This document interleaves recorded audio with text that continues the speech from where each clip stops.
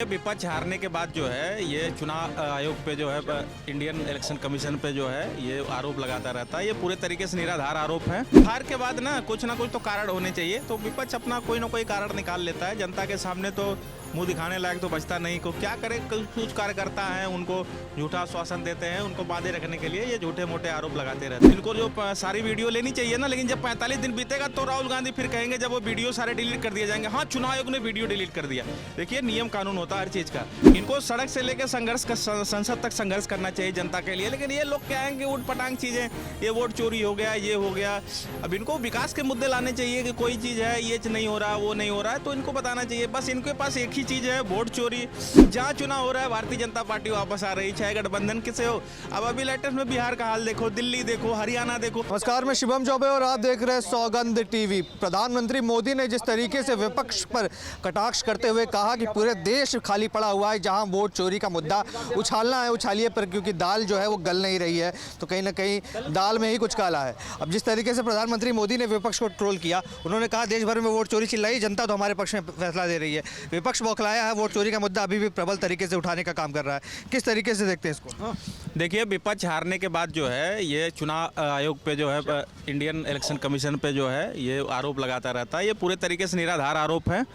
ये अपनी गलतियां छुपाते हैं और इनको जनता के बीच आना होगा, संघर्ष करना होगा, तब ये सत्ता में आ पाएंगे। नहीं तो ऐसे ये वोट चोरी, वोट में गड़बड़ी, ये सब उल्टे सीधे आरोप लगा के कोई फायदा नहीं होने वाला है। नहीं, पर विपक्ष तो कहीं ना कहीं आने वाले राज्यों के चुनाव के पहले भी इस तरीके की बातें कर रहा है। चाहे पश्चिम बंगाल में SIR की बात हो, ममता बनर्जी खिलाफत कर रही हैं, उत्तर प्रदेश में अखिलेश यादव खिलाफत कर रहे हैं। कहीं ना कहीं सरकार के खिलाफ एक बड़ा मोर्चा जो है विपक्ष ने खोल रखा है। देखिए विपक्ष के पास हार के बाद ना कुछ तो कारण होने चाहिए, तो विपक्ष अपना कोई ना कोई कारण निकाल लेता है। जनता के सामने तो मुंह दिखाने लायक तो बचता नहीं। को क्या करे, कुछ कार्यकर्ता हैं उनको झूठा आश्वासन देते हैं, उनको बांधे रखने के लिए ये झूठे मोटे आरोप लगाते रहते हैं लोग। तो उसमें कोई ये आरोप चुनाव आयोग ने तो साफ कर दिया, हमारे पास 45 दिन तक सारे वीडियो रिकॉर्डिंग सब कुछ पड़े रहते हैं। आप आओ, जो है आप आवेदन दो और ले जाओ। गणेश कुमार पर ही शंका है, वो तो कह रहे हैं गणेश कुमार जो इलेक्शन कमिश्नर है वो मिले हुए सरकार के साथ। अभी 45 दिन का समय है, राहुल गांधी इसमें बैंकॉक जाएंगे, मसाज कराते रहेंगे। तो अभी इस बीच में जाके वो जो आवेदन करके, तो इनको जो सारी वीडियो लेनी चाहिए ना, लेकिन जब 45 दिन बीतेगा तो राहुल गांधी फिर कहेंगे जब वो वीडियो सारे डिलीट कर दिए जाएंगे, हाँ चुनाव आयोग ने वीडियो डिलीट कर दिया। देखिए नियम कानून होता है हर चीज़ का। वो वीडियो का एक टाइम होता है 45 दिन का, वो टाइम जैसे बीतेगा वैसे राहुल गांधी को फिर याद आएगा कि चुनाव में गड़बड़ी हुई है। क्या लगता है जिस तरीके से PM मोदी ने कहा कि देश खाली पड़ा हुआ है, आप हर जगह जाकर आवाज़ उठा सकते हैं, तो किस हद तक विपक्ष को आप हल्का समझने का काम कर रहे हैं? क्या समझते हैं विपक्ष है ही नहीं भारत के अंदर? कैसा देखते हैं? देखिए विपक्ष हल्की हरकतें कर रहा है। विपक्ष है भारत में, ऐसा नहीं है। अभी तो अब की बार तो विपक्ष आ भी गया। मान लो कोई भी पार्टी, आप तो जानते हो संविधान में है टोटल 10% जो है, अगर टोटल सीटों का लाता है तो विपक्ष का आपकी दर्जा मिला हुआ है। राहुल गांधी विपक्ष के नेता भी हैं, लेकिन हरकतें जो विपक्ष वाली नहीं है। इनको सड़क से लेकर संसद तक संघर्ष करना चाहिए जनता के लिए, लेकिन ये लोग क्या है कि उठ पटांग चीज़ें, ये वोट चोरी हो गया, ये हो गया।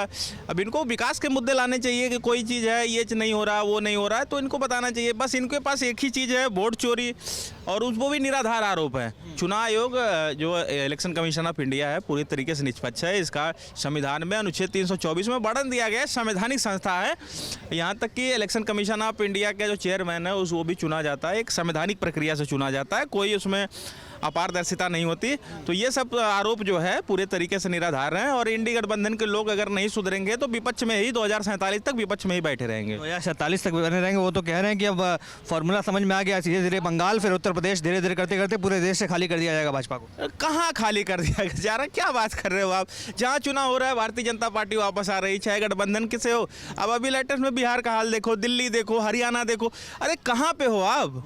हम कह रहे हैं 2024 में तो आपने जो है लोगों को जातियों में बांट के थोड़ा सा सीटें हासिल कर ली, उसके बाद जनता समझ गई संविधान खतरे में है, ये खतरे में है, वो करके जनता समझ गई। उसके बाद आपको जगह जगह पटखनी दे रहे। हरियाणा से आपको लात मारा, तो वहाँ से मारा, क्या ना दिल्ली से, फिर बिहार से लात मारा। क्या अब जनता आपको जो है खुद नहीं पसंद कर रही है, आप ज़बरदस्ती कह रहे हो वोट चोरी हो रही है।